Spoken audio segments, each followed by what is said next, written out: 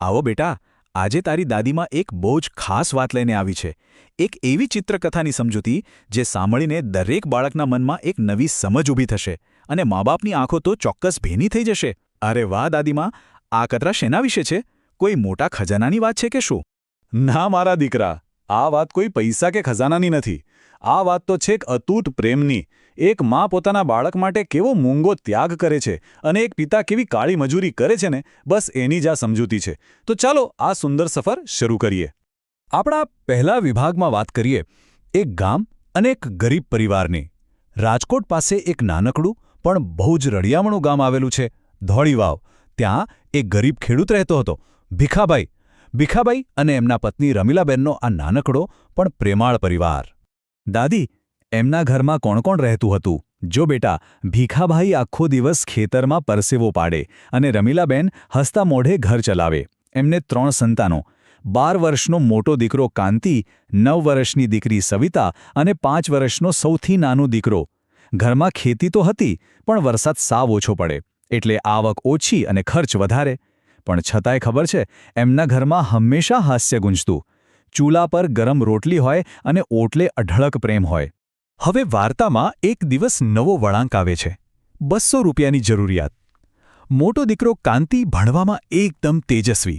સ્કૂલમાં હંમેશા પહેલો નંબર જ લાવે. એક દિવસ સ્કૂલમાં વિજ્ઞાન મેળો હતો. કાંતિ તો એકદમ ઉત્સાહમાં આવીને દોડતો ઘરે આવ્યો. એને એક વિજ્ઞાનનો પ્રોજેક્ટ બનાવવો હતો. વાહ, પ્રોજેક્ટ? પણ દાદી, એના માટે શું જોઈતું હતું? અરે બેટા, પ્રોજેક્ટ બનાવવા માટે 200 રૂપિયાની જરૂર હતી. કાંતિએ એના પપ્પાને કહ્યું કે પપ્પા, મારે પ્રોજેક્ટ માટે 200 રૂપિયા જોઈએ છે.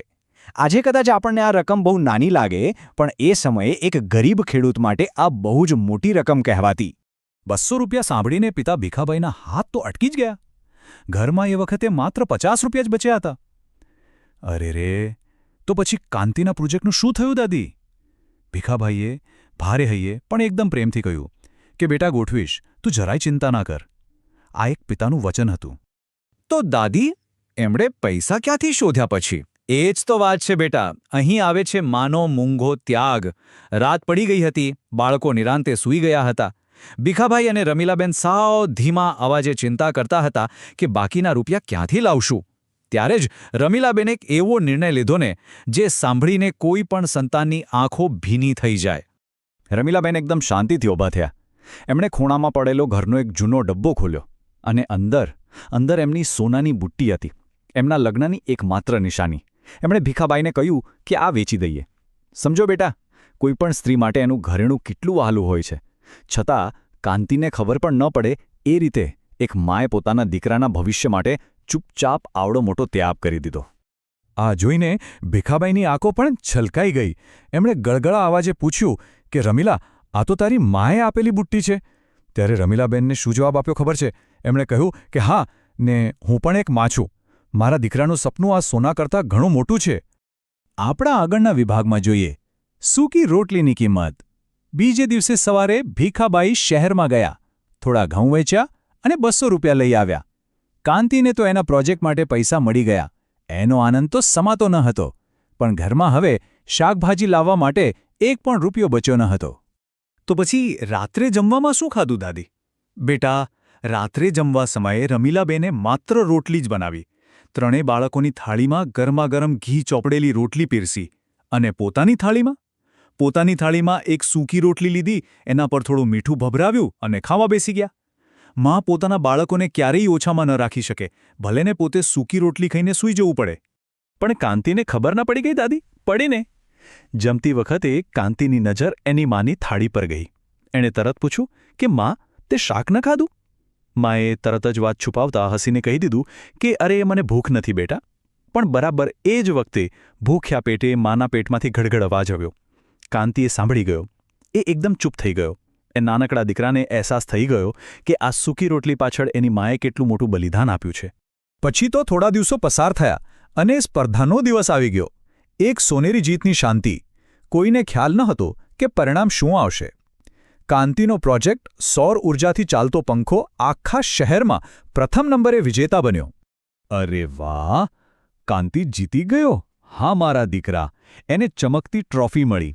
સ્કૂલમાં બધા શિક્ષકોએ એના ખૂબ જ વખાણ કર્યા અને અખબારમાં તો એનો મોટો ફોટો પણ છપાયો. આખી શાળામાં ગર્વ અને આનંદ છવાઈ ગયો હતો. અને ઘરે આવતા જ કાંતિએ દોડીને પોતાની એ ટ્રોફી સીધી પિતાના હાથમાં મૂકી દીધી અને કહ્યું કે પપ્પા, આ ટ્રોફી તમારી છે. ભીખાભાઈ રડી પડ્યા અને બોલ્યા કે ના બેટા, આ તારી છે. ત્યારે કાંતિએ આંખમાં આંસુ સાથે જે કહ્યું ને, એ બહુ સાંભળવા જેવું છે. એણે કહ્યું કે ના પપ્પા, ખેતી કરનારા તમારા આ હાથ અને પોતાની સોનાની બુટ્ટી વેચનારી મારી મા, આ ટ્રોફી એ બંનેની છે. તે દિવસે એ નાનકડા ઘરમાં એક પ્રેમ ભરેલું, ભીનું અને સોનેરી મૌન છવાઈ ગયું. આ વાર્તા અહીં જ પૂરી થઈ જાય છે દાદી. પછી શું થયું? ના બેટા, સાચો પ્રેમ ક્યારેય અધૂરો નથી રહેતો. ચાલો આપણે એ પ્રેમનું ઋણ કેવી રીતે ચૂકવાયું એ જોઈએ. આપણે સમયના ચક્રને થોડું આગળ વધારીએ અને જોઈએ કે આ ત્યાગનું પરિણામ શું આવ્યું. કાંતિની આ 15 વર્ષની સફર પર નજર કરીએ.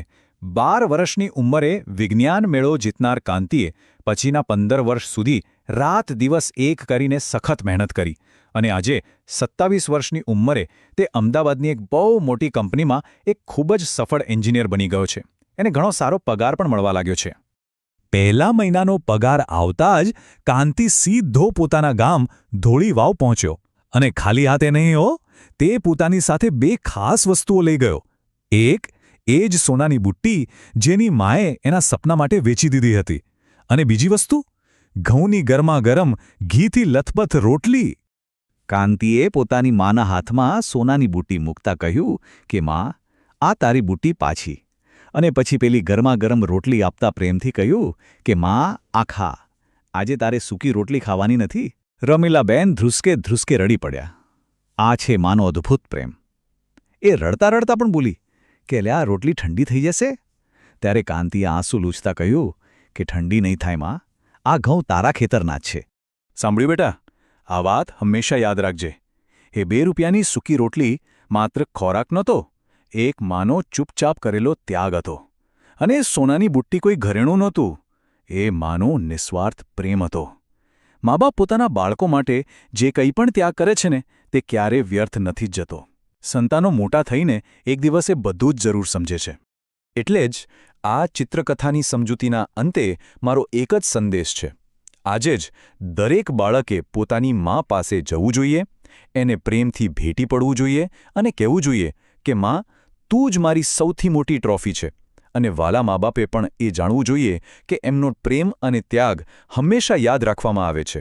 તો શું આજે દરેક બાળકે પોતાની માને ભેટીને આભાર માન્યો છે ખરો? વિચારવા જેવી વાત છે. આ સુંદર સમજૂતી સાથે અમે રજા